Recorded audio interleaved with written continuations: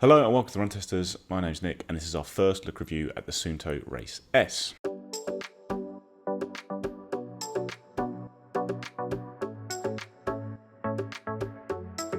The Suunto Race S is a new addition to Suunto's range, and it is designed to be a smaller version of the Suunto Race, the AMOLED sports watch that came out last year. It's also a cheaper version of the watch. It's costing just £325 or $349, which is a really good price given the array of features you're getting here. It includes features like colour maps and dual band GPS as we got on the Suunto Race. But it's a smaller and lighter watch than the Suunto Race. It's got a 45mm case versus a 49mm case. The screen is smaller too at 1.32 inches, and it has Gorilla Glass on the screen rather than sapphire crystal, which you get on the Suunto Race. There's also only a steel version of the watch for the kind of bezel and back, whereas with the Suunto Race there is a more expensive titanium option. But one advantage you do have with the new watch is the new optical heart rate sensor on the Suunto Race S, which promises to be more accurate. It's got more LEDs and that kind of thing, and we didn't really see fantastic results with the Suunto Race on heart rate accuracy, so hopefully there'll be an improvement here with the Suunto Race S. As I mentioned, you've got dual band GPS, which was very good for us on the Suunto Race. You've got 32GB of storage for all those maps and stuff you want to download to the watch. It's waterproof to 50 meters as opposed to 100 with the Suunto Race, and there are some other interesting new features that will all come to the Suunto Race as well. The most exciting of which is probably the climb guidance feature, which looks on paper to be a similar feature to Garmin's Climb Pro, which will analyze the climbs on a route you load onto the watch and that will help guide you through them individually on the run by showing how much elevation you have left and that kind of thing. There's also a snappier user interface, some more watch face customization and other little updates like that. The battery obviously takes a hit as it is a smaller watch. It says it will last up to 30 hours in the performance training mode, which has the multi-band GPS enabled. You've got 50 hours from the Suunto Race in that setting. You can get 40 hours of GPS training if you're just using a regular GPS though. Suunto say it will last up to 5 days with the always on screen enabled, but that's if you're not doing any training at all, so that will probably come down, and they suggest it will last up to 7 days if you have the raise to wake enabled on the watch, even if you are training for an hour a day. So I was very excited by the Suunto Race S when I saw it announced. I really liked the Suunto Race all round. It really nailed the key features I like in a sports watch, especially the accuracy of the dual band tracking. I thought it had quite a nice design, a hardy design, and it was a very good price. This is an even better price, the Suunto Race S, and you have lost some of those hardy design features like the sapphire crystal and the titanium option, but it is still a nice looking watch, a comfortable watch. It's probably a bit more toned down compared to the Suunto Race, which has this really nice kind of beveled bezel on the watch, but I've enjoyed wearing it so far over the past kind of 3 or 4 days. It's been comfortable, it's very lightweight on the wrist, and it still feels like a sturdy bit of kit that isn't going to break apart just because it hasn't got that titanium bezel or sapphire screen. The screen is also still really clear, it's big enough, nice and bright and easy to read in all conditions. The buttons all work pretty well. Not a huge fan of the colour of band I'm testing, but there are lots of bands you can pair with it, and it's just a regular 22mm strap. So setting up the watch, the maps downloaded fairly quickly and nice and easily to the watch. I haven't had a chance to test out the climb guidance yet. I have done one short bit of navigation of a small route, but I am looking forward to testing that out in the future. But when it comes to what I've seen so far across the 3 runs I've done a kind of easy to steady run. I've taken it to the track and done some navigating with it in the city in London where GPS was a bit trickier, and I've gone into the forest with it today. So far the accuracy has been a bit up and down actually for me. The Suunto Race, as I mentioned, has really good GPS accuracy, right up there, comparable with Garmin's dual band tracking as amongst the best on the market. I expected the same from the Suunto Race S, and it's just been okay so far. So today it was really good. It was bang on with the Garmin, running through the forest, that kind of thing. Had no concerns with it at all. In the city yesterday, it was a little bit more sketchy, and actually running on the track, it really went wild and added a load of extra distance to my run by taking just too big a loop around the track. Now, it's not really a big problem on the track GPS, but this is why other big watch brands like Garmin, Coros, and even Apple have got a track run mode, which gives you very accurate results on the track. Didn't really get that with the Suunto Race S, just relying on GPS. And in the first run, it also measured a bit long compared to the Garmin, but didn't really see any major errors in the GPS track. So I'm pretty sure it's going to be fine on GPS accuracy because the Suunto Race was so good, but hopefully we'll see that come out in the runs in the coming days. Heart rate accuracy was not good at all on the Suunto Race for me though, and I was really looking forward to this new sensor, especially as I'm testing it in pretty warm conditions where I'd expect the optical heart accuracy to be pretty good. This is also a smaller, lighter watch than the Suunto Race, so I thought that would help with accuracy, as often I find heavier watches move around on my wrist a little bit on the run. First run with the watch, it was pretty good. It had an early wobble, but after that matched up quite well to a Polar H10 chest strap.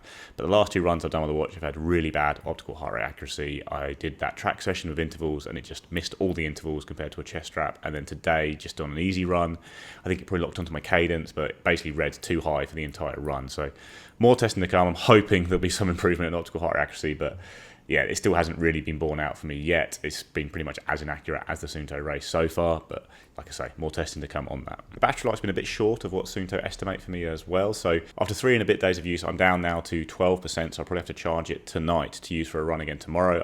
I've run for an hour in each of those 3 days, and I've done some indoor workouts as well. And yeah, it's draining pretty quickly. For a watch of this size with a bright AMOLED screen, I have had the always on screen on enabled in that time and during workouts. It's not amazing, but it's okay. But slightly more alarming is how fast it's draining during my runs. Like at the moment, I'm losing about 5 or 6% battery per hour. That's with the most accurate GPS mode enabled and the always on screen enabled, but it doesn't equate to anything like 30 hours. And with the Suunto Race, I found it was in line with Suunto's estimates in terms of the battery. It had very good battery life during activities. This is obviously the first time I've charged a watch and used it, so sometimes it takes a couple of battery cycles to kind of warm up and give you the numbers that Suunto suggests. So again, hoping to see an improvement on that front with extended testing, but it's certainly draining a lot faster than the Suunto Race, as you'd expect. But the fact it's draining faster than Suunto suggests the Race S should is a bit surprising, because the Race was so good in that performance mode. And then there's still a few kind of classic Suunto annoyances, like I really don't like the fact I have to create my own running mode to get the stats I want into a run, instead of just modifying or customizing the stats that are in the running mode on the watch. I just think that's a real waste of time and a bit of a faff. The fact you still have to use Suunto Guide to get structured workouts onto the watch, again, is a little bit annoying. That one less so. It should be a native feature really with sports tracking, that you just have a structured workout and you just select that within your running mode and off you go. But the actual workout builder in the app is quite easy to use now, and I didn't really have a problem following the workout. It's just there's a few little idiosyncrasies to the way Suunto goes about things that I'm not always a fan of. So I've had the Suunto Race S for a couple of days now. I've done a couple of runs with it. I have had it on my wrist outside of running as well too, so getting a good sense of what it's like to live with. I would say overall it's been very good. I think the look of it is very much in keeping with the Suunto Race. I quite like the smaller screen on it. It doesn't feel too small for me. It's very similar in stature to something like the Garmin Venue 3. Obviously there are some changes here between this and the Race. I think the key things for me, obviously the level of protection you're getting on the screen from scratches, so it's Gorilla Glass as opposed to sapphire crystal. So if you want something a bit more rugged, then you're going to get that on the Suunto Race. This is thinner than the Suunto Race, which I quite like. I like the kind of overall thickness of this watch. I think it feels a little bit nicer for me. And obviously you're not getting the titanium option that you do get on the Suunto Race, which I really like, and I do prefer generally the titanium kind of look and feel of watches that use that material in the bezel. You don't get that here on the Suunto Race. This is not a poorer watch for it. It doesn't feel a heavy watch just because it is a smaller case ultimately, but that is something to keep in mind here. Obviously you are getting that color screen. It's a smaller screen, but it's the same resolution, so those pixels are kind of packed in a little bit more tighter, and actually I think generally that does make for a better general experience, a little bit sharper, but more accurate, a bit more visible and brighter, I think, in general. I think the main thing for me really is the responsiveness of that touch screen. I think it has been a little bit better for me on the Suunto Race as compared to the Suunto Race. I still don't think it is as smooth as using the software on the Vantage V3 or the Forerunner 965, or those kind of color AMOLED displays on the Garmin and Polar watches. But I do think it's good enough. But it's just a little bit of that lag that I wish was a little bit smoother overall. But generally, absolutely fine in terms of the design. The strap, strap's been fine. I don't love the way that Suunto is going to be blazing on the strap, but I quite like the colour, and it's something a little bit more brighter and bolder. So yeah, overall design has been fine for me. Going down in size in terms of that case size, not having that titanium option hasn't made it a worse kind of watch for me. So as mentioned, I've done a couple of runs with the Suunto Race so far. My first was a track session, so a good opportunity to get a look at the heart rate monitor and the accuracy. Well, I would say with the Suunto Race, it wasn't perfect, wasn't the worst offender that I've used, but ultimately, like most watches that we say, grab a heart rate monitor chest strap, an external heart rate monitor, and if you trust or want that data to base your training around, then that's the route you should take. Now, I was wearing the Garmin Forerunner 965 paired to a heart rate monitor chest strap to compare data. Obviously that was quite an intense kind of track session. Didn't take long to see that, well, maybe the graphs appeared to be telling the same story. The kind of max heart rate reading, some of the readings in general weren't very good. So yeah, it wasn't a kind of great turnout kind of heart rate monitoring on that kind of first run. And I did a kind of 10k run, up tempo run, slightly hotter conditions. Again, using it against the 40965 and that kind of dual band mode. And what I saw is from a GPS performance point of view, I'm seeing kind of more of the good stuff that I saw on the Suunto Race. I think Suunto's approach and execution of dual band kind of GPS that we're seeing in most watches now is up there with the best. So it's good to see that things like average pace, the distance tracking, kind of the splits, what I would expect to see was very similar to the 40965. Again, looking at the heart rate monitor kind of data from that run, again, I had issues there, wasn't fantastic. I think it maybe locked onto my cadence at some point. The max readings just were too high, just didn't really kind of add up. So yeah, I mean, heart rate monitoring data, if that's something you're looking for here, then I'm not seeing good stuff in it so far. I think to really talk about here, battery life now. In that kind of 10k run, I saw a drop off of 4%, a drop off of 5% on the Garmin, both in that kind of dual band mode, which does drain the battery a little bit more. But obviously it does seem to maybe drain a little bit more compared to the Suunto Race, which I think, that was one of its key kind of positive features, was that the battery drop off in that dual band mode definitely was better, or was less than what it was against other watches. I think what's more concerning is that the general battery kind of performance so far is outside of running is, I don't know, not concerning, but I think it's quite more noticeable outside of kind of tracking. I've noticed that when I've used it or taken it to bed to track sleep, the battery drop seems a bit more severe for me overnight. So I think that would be something to keep in mind here, particularly when Suunto's kind of making particular promises about what kind of battery life you're going to get here, and that is without having the screen always on. I generally kind of rely on the raised awake. I'm willing to kind of do that, and that's how I kind of initially first testing before I moved to the always on display kind of testing. So that's kind of what I'm seeing. There's definitely some good and not so good so far in my initial couple of runs. I would say good GPS performance, heart rate monitoring not fantastic, battery life maybe kind of in line with other watches, but maybe not as strong performing as the Suunto Race. So yeah, definitely some good and bad points so far in my initial testing. So some initial thoughts on the Suunto Race S is that I think the key thing for me that stands out is you are getting a lot of the features from the Suunto Race for a lot less money. And if you look at that price and you look at it up against what else you can get in terms of an AMOLED kind of multi-sports watch from Garmin and also Polar. Polar doesn't really have something at this price point. I think the closest thing you're going to get is the Ignite 3, which I don't think really kind of matches what you get here on the Suunto Race S.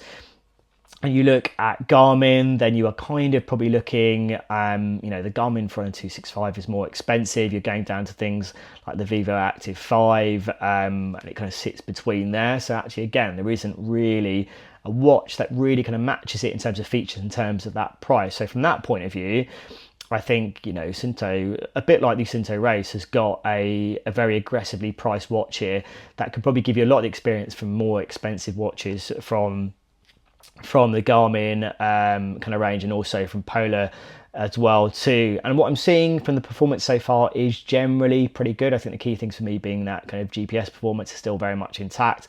The AMOLED display, the software in general feels very similar to the Race, which is different to the Polar and Garmin watches, but I feel like it works well on the Suunto. And if you think of the level of features in terms of mapping and the navigation support, what you're getting here in terms of the kind of the number of features, generally a good smartwatch experience, but not fantastic, very much in keeping with something like Polar, then I think you're getting pretty good value for money for a multi-sports watch here.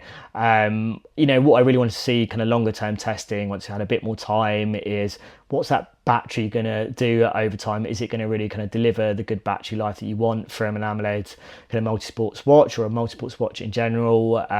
Is the software going to stay, the execution of it, is it going to be intuitive? Is it going to be easy to get on? All these kind of things I think really are going to dictate whether spending a little bit less than the competition is going to be worth it if you're getting that performance and the execution of all those features. But I think from a value point of view, there's Suunto have got something here that Garmin and Polar don't really rival. I think and you can probably say the same thing about Coros doesn't have an AMOLED watch in its kind of collection, so it's really about looking at what Polar and Garmin, and if that is something that you're looking for there isn't really a watch that kind of sits at this price that really matches it. You're probably going to pay a little bit more on the Garmin side.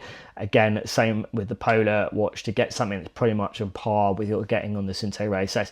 So it definitely feels like a good feature set, a good watch in terms of price point. What I really want to see long term, and before really getting a good sense of whether this is one you should buy, is whether that performance is there, whether that software holds up, and whether that battery life ultimately is good enough to make it one to recommend. But definitely some positive first experiences with the Suunto Race S so far. So early verdicts is not a spectacular first impression given how excited I was for the watch, because I really did like the Suunto Race. This seems like a really fantastic value watch, and if it starts to improve, I think on GPS accuracy, heart rate accuracy and battery drainage, moves more in line with what Suunto suggests, then I'll be back to being really excited. Obviously this is very early days, I've only done 3 runs with the watch and hopefully things will turn around quite quickly, but yeah, a bit disappointed in the heart rate accuracy in particular, because I was testing it in pretty good conditions for optical heart rate, and actually when I test Coros or Garmin watches in those conditions, or Polar watches, I usually find that they're fairly accurate on the optical heart rate accuracy, but this just completely missed the boat on the last 2 workouts, so hoping for an improvement there. And it is very early days. The package looks really good on paper. The value is certainly exceptional, because this is coming in a lot cheaper than not just the 965 I've been testing against it from Garmin, but